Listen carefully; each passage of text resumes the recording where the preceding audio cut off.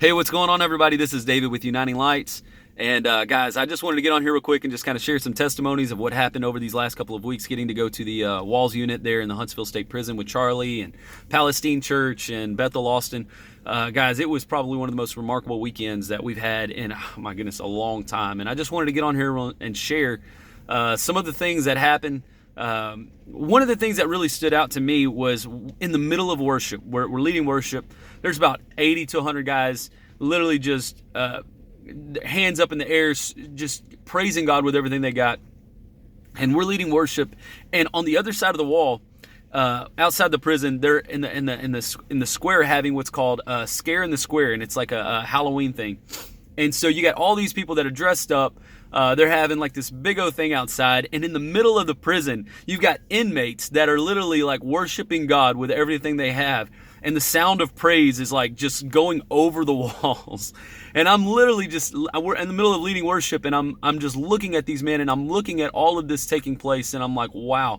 And it was like I could see myself on the outside of those walls, just picturing like what it looked like and what was going on inside these four walls, a place where there's supposed to be men who are chained up and men who are in a prison. You know what I'm saying? That last thing that you think you're going to hear from the walls of a prison is just radical praise going forth and permeating out into the streets. It was remarkable. So that was one of the things that happened that really just impacted me in that moment. And so the next thing was we had just got done leading worship, and we had just gotten done, and Pastor Jason was ministering.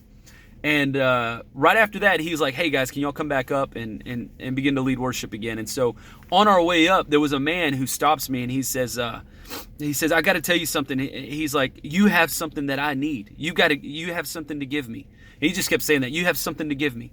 And I was like, I'm thinking to myself, like, man, I said, I can pray with you.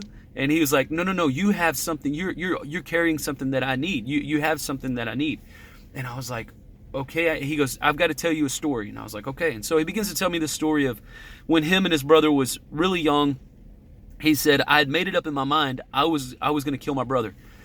And he says, I got these two rocks and I'm on my way. And he says, while I'm on my way, he goes, I see this man who's standing under a tree. And he said he was full of light, and light was all around him. And he says, and I knew this man was Jesus. And he said, he looked at me and he just shrugged his shoulders and was like, is this really what you want to do? And he says, in that moment, he goes, I dropped those rocks and I ran away.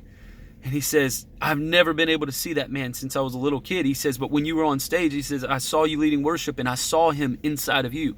He goes, I could see him around you. And he says, and all I know is you have something that I need. I need you to pray for me. I need him in my life. I want to talk to him. I want to speak to him. And I was like, oh my gosh. And so me and John and some of the other teammates, we just prayed with this man. And he received Jesus in his heart, and literally was one of the most purest, most powerful moments that I've gotten to witness of someone giving their life to God. It was incredible. This man who's an inmate who's always wanted this, and he's never been able to do it, and in his mind, never been able to do this, and literally has this moment where he's being impacted by this person, Jesus, that he's always wanted to talk to.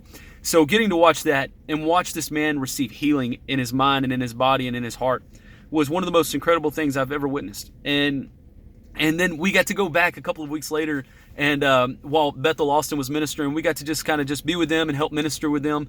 And it was such an honor, and it was amazing. But as the inmates are coming into the chapel, Alex, this man, he sees me and he comes running to me, and he says, David.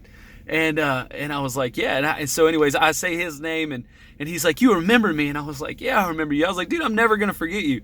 And so we just literally just grabbed each other. We hugged each other, and he looks at me completely changed. And he goes, I have him in me. Like, he's in my heart, and I'm happy, and I've got joy. And I was like, oh my gosh. So I was blown away by watching the transformation of this man, what took place, and watching 80 to 100 men just literally getting wrecked by God, worshiping God with everything they have, and ministering to each other and ministering to us was just incredible. So that was our weekend. I pray it blessed you guys.